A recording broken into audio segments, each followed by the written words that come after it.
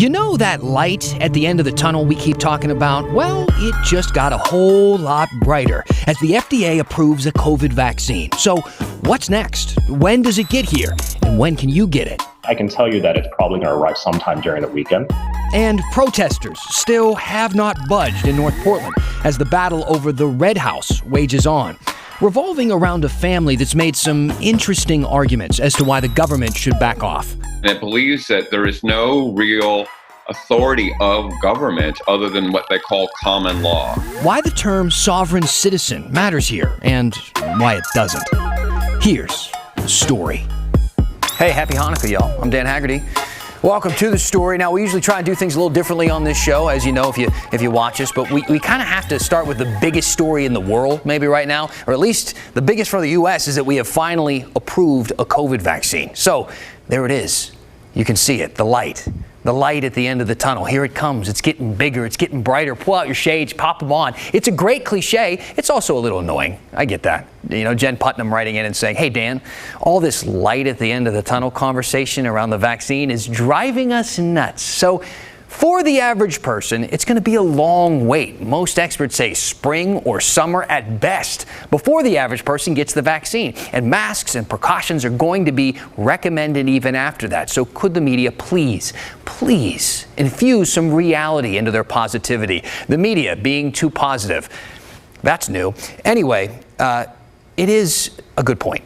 I'll admit to that. This is not the end of the road. In fact, while we're using cliches, I'm still on guard to have the rug pulled out from under us. Maybe I'm just a cynic, but so far, so good. Okay, no more cliches. I lied. One more. It's certainly a glimmer of hope. You have to admit that. One that is surely shimmering across the pond in England, where they're chuffed to bits to get the vaccine. That's an English cliche. Well, I'd say go for it. Go for it because it's free and it's the best thing that's ever happened. Wonderful. No, I'm very lucky, really. I hope that everybody will fall in and have it, because it's really no problem at all. See? And in that accent, it sounds even better. But Jen is right, okay? We do need to stay the course, you know, not count our chickens, that kind of stuff, because the vaccine is right around the corner. Last cliche, I promise. But look, the vaccine is coming. We know that at this point. Some local hospitals say that they're ready to start giving the vaccine to their healthcare workers as early as next week. So I talked to Pat Doris about what we know as of tonight about Oregon's plans. Okay, Pat Doris, let's talk about, first and foremost, when is this vaccine going to physically be here in the state of Oregon? Well, it should be here within the next 5 days or so, and it might actually be earlier. When I talked to Legacy, they said they already have a shipping confirmation, so it's on the way, and they expect it'll arrive out at Portland's airport sometime this weekend, and then it'll be trucked directly into their facility. Okay, so that's what Legacy is saying. How does this work, though, when it comes to the hospitals getting the vaccine? What's the priority? Who gets what? Do we know yet? To some extent. So, for example, in some of the hospitals still being a little bit cagey, and there's going to be something like 11,000 doses that are going to go to skilled nursing home facilities, and those will go to basically everybody in that facility.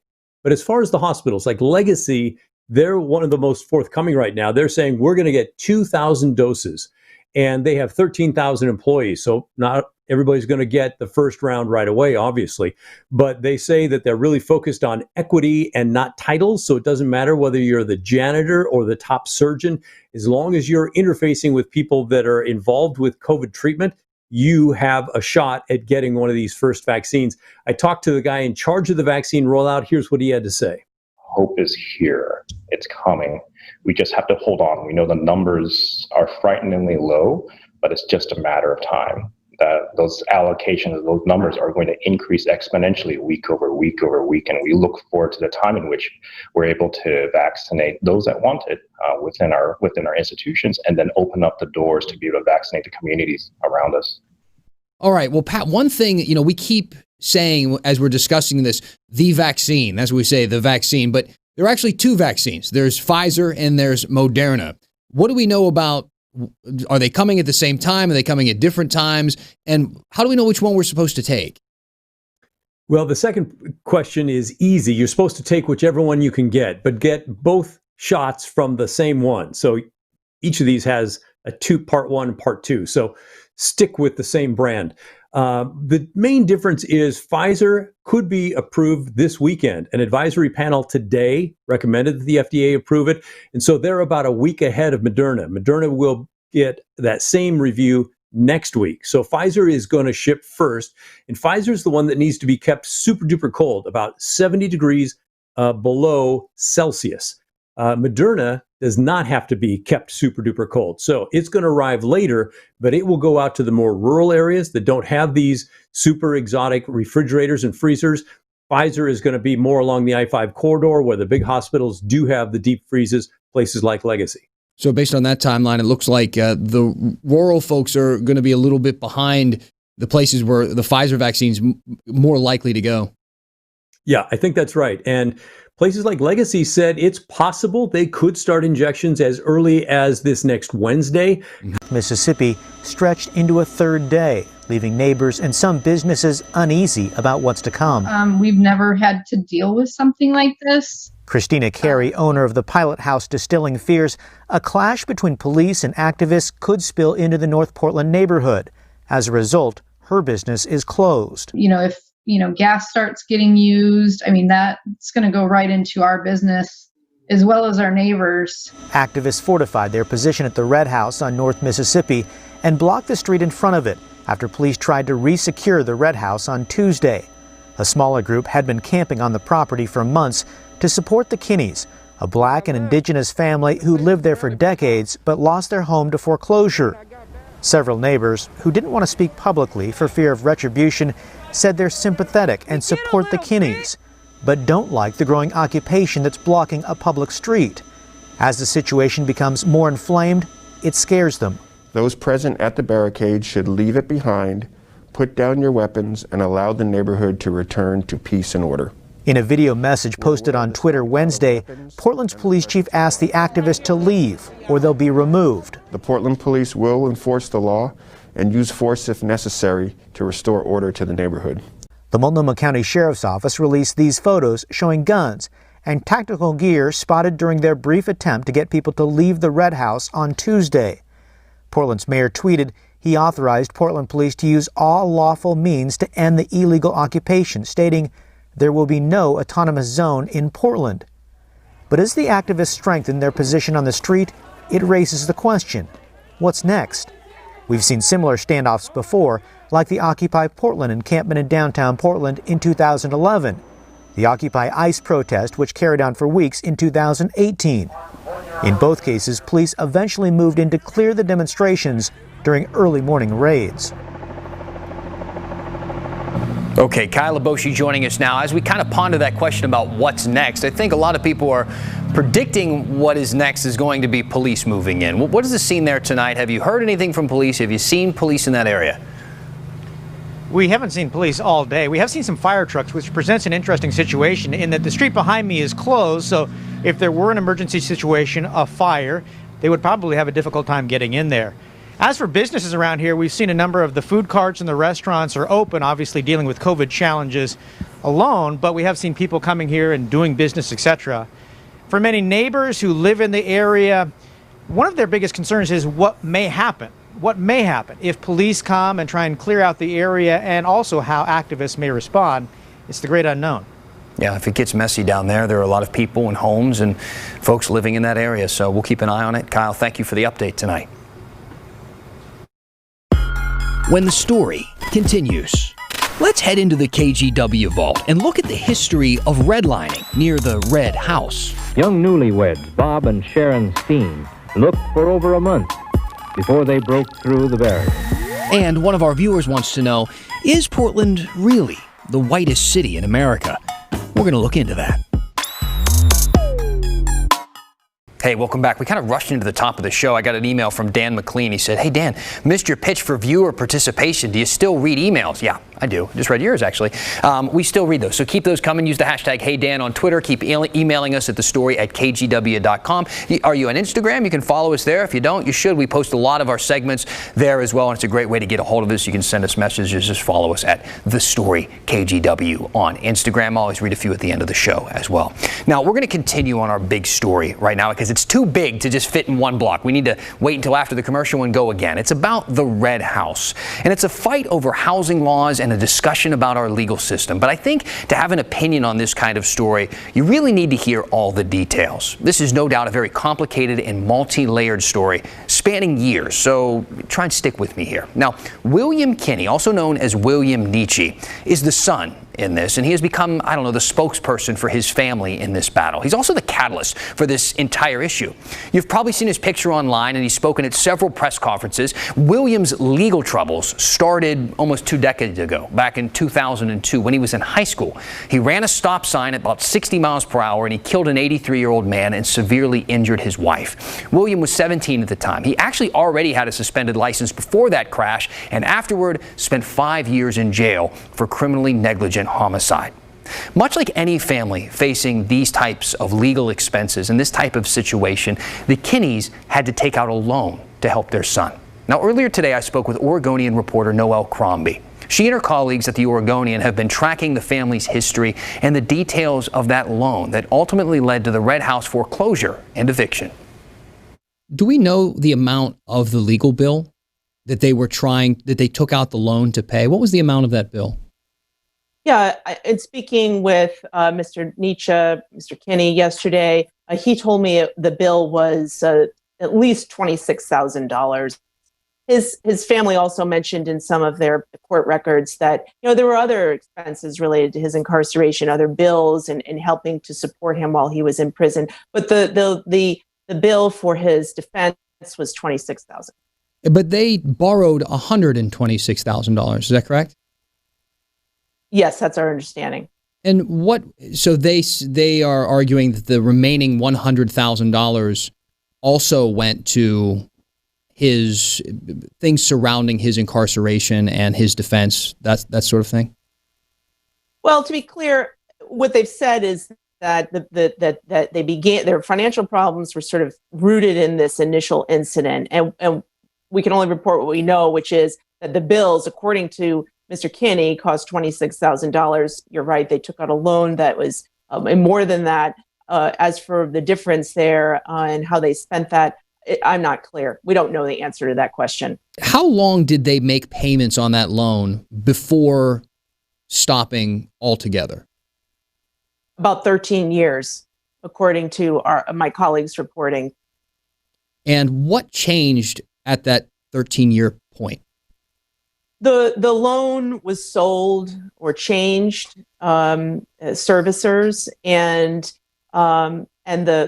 the family at that point, there was some confusion about, or they felt confused about their obligation to whom they were making the payment, and in that confusion, ended up the result was that they discontinued making payments. Now, the story doesn't really end there. All right, I asked you to stay with me on this. So William got into some more trouble in 2007 after he was released from prison.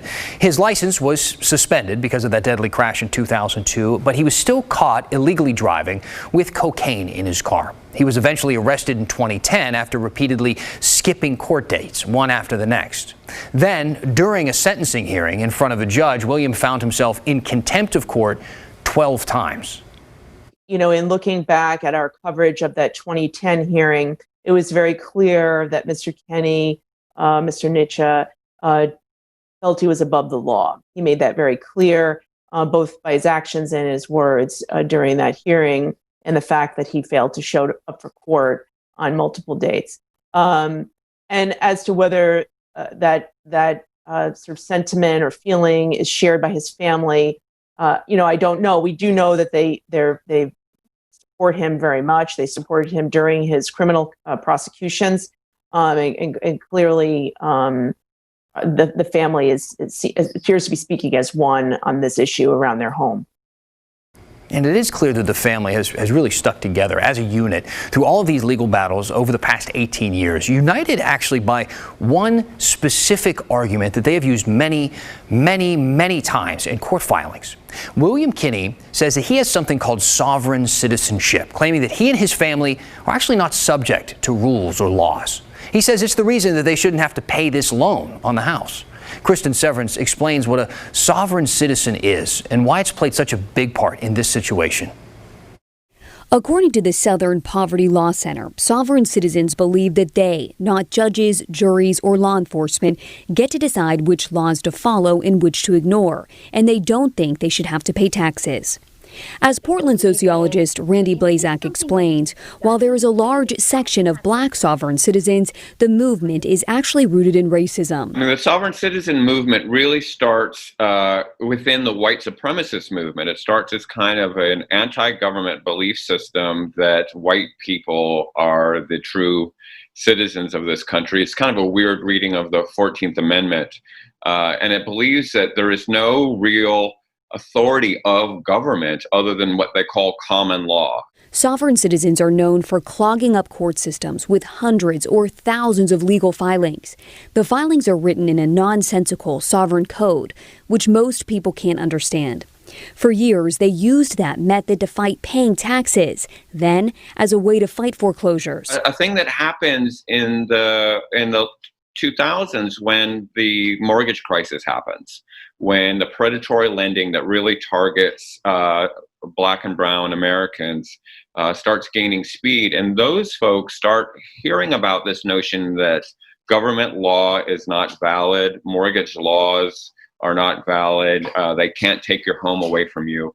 And so there starts to be this kind of in-migration of African Americans, especially into the sovereign citizens movement, to see it as a way of keeping their homes. Christine Sarteski, a professor at Chatham University in Pittsburgh, just wrote a book on sovereign citizens, said a subgroup called Moorish sovereigns are known for fighting foreclosures this way. And they operate similarly, but they have a different origin belief. That basically they were originally here before anyone else in the United States or anywhere, and they essentially own all the land. So how does the sovereign citizen movement tie into the Red House situation in Portland? I am an Aboriginal indigenous to the land. William Kinney III, seen here in a YouTube video, is the son of the family at the center of the Red House drama and encampment. He has claimed to be a Moorish sovereign citizen since at least 2007. In 2018, his parents lost their home to foreclosure, and Kinney, who changed his name to William X. Nietzsche, tried to fight the foreclosure in court, filing dozens of appeals. He talks about this extensively in the YouTube video. They have used this kangaroo court to try to eject my elderly mother and father from their land on 20, 30 occasions.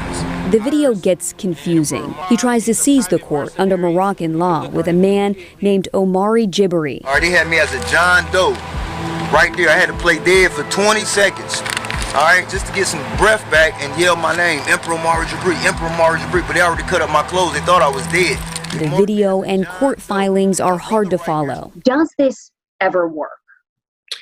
When it works, it's usually on small little government fees that they can argue, and usually just through filing a petition after petition where the local official just gets tired of them and waives the fee. On lower level things like that, it's been somewhat effective, which gives them an idea that this isn't actually an effective strategy.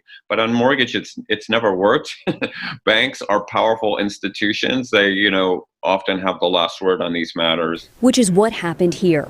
William's argument did not work. The family missed a series of payments. The home was foreclosed on in 2018, and the Kinney family was ordered out in September. They refused to leave to this day. Okay, Kristen Severance, really quickly, just to make sure I understand this the right way. At the end of the day, they don't believe that the rules, the laws apply to them. That is the crux of the entire, sovereign citizen defense when it comes to foreclosure cases, when it comes to really anything, that they don't have to follow laws. But at the end of the day, they do. They do. And that's why both of the experts I interviewed today said that this defense, especially when it comes to trying to fight a foreclosure has never worked. Got it. Okay, Kristen, thank you. You bet. Now, to talk a little bit more about this Red House situation, specifically where it is located, because there is a lot of history behind that area, and it's relevant to what we're seeing happen there now. I'm going to show you a map of redlining in Portland in 1940. Now, redlining was a type of housing discrimination where banks denied mortgages to people of color, and some landlords just flat out refused to rent to black people. And this created segregated neighborhoods. So the majority of Portland's black community ended up living in the Albina neighborhood, which includes North Mississippi Avenue, the site of the Red House protest. Now, KGW aired a documentary on Albina back in 1967. We're going to open the KGW vault now and show you what a young black couple went through while trying to find a place to live in Portland at that time. Young newlyweds Bob and Sharon Steen looked for over a month before they broke through the barrier. Bob is a senior in history at Portland State College. Sharon works for Blue Cross of Oregon. They were married in late August, and they finally located this apartment in northeast Portland, just off Sandy Boulevard. One incident in particular, we called a certain apartment, and I gave the lady my name, and I asked her if it was possible if I could come over and look at her apartments. And she said fine, because she had some available. And it was a hot summer day, so when we got there, she had her door open. And as I stepped in the doorway, she looked up from her paper, and she said, "Oh, no, I'm sorry. We have nothing at all. Absolutely nothing." And so I said thank you, and I went on. And the next day, my wife called up, and she asked if she had anything available. And the lady said, yes, she had a very nice apartment that would be available for a nice couple. Another time we went apartment hunting, we saw a vacancy sign on the door. We went up to the manager's apartment and knocked on the door, and they answered. And they said, "Oh, we don't have anything we could show you. We just don't have anything. We're all filled up." They said, but we don't discriminate at all, so why don't you come in and fill out one of these credit forms?" So we walked in there, and we sat down and spent 20 minutes filling out this credit form. And then we left, and while we were walking out of the door, they said, "Don't call us, we'll call you." We found the apartment that we're now in just by chance. We were out in the neighborhood looking for another apartment, and we saw it in the paper. But I didn't want to go. Well, but I talked her into it, and we kind of hemmed and hawed about it, and we stopped by. And I walked up to the door, and at the time the landlady was in the apartment cleaning it.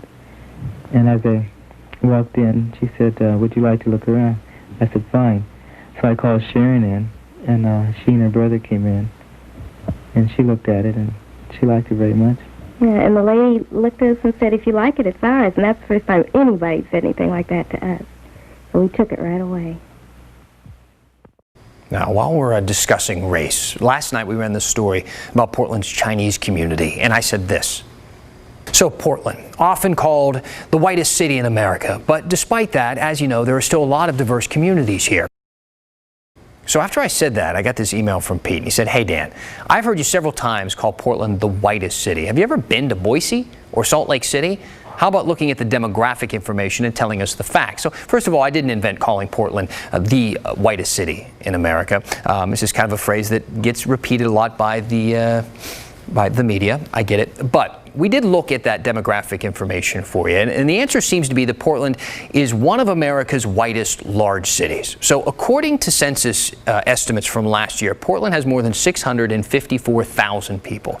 That's just in the city limits, by the way, not including the metro area. And out of that population, more than 77% are white. Now, Pete mentioned Boise and Salt Lake City. See, Boise does have a higher percentage of white people than Portland at 89%, but the city itself is a lot smaller than Portland. And so is Salt Lake City, although they're actually less white than Portland at about 73%. If you are looking to crown somebody as America's whitest city, you're going to have to head to the Lone Star State, El Paso, Texas, with a similar population to Portland, around 680,000 people, is more than 90% white. That said, most American cities, like almost all of them, are mostly white. All right, keep those emails coming, the Facebook messages, the tweets. Use that hashtag #HeyDan. I'm going to read some comments as we finish the story next. I think there's a little bit of confusion about how we explained where we are in the approval process right now for the vaccine. Just wanted to clarify here that right now that there is an advisory panel that has signed off, but the FDA still has to issue its final approval that's likely to happen this weekend, probably Sunday. Mike, a viewer named Mike, kind of flagged us on this and said that wasn't as clear as it should have been. So hopefully that was clear. So we're looking for the final FDA approval this weekend, possibly Sunday, but that doesn't really change the timeline that we've been discussing about when the vaccine will make it to Oregon and how it will be distributed. Keep those questions coming. Use the hashtag HeyDan. That's the story for tonight. I'll see you back here tomorrow.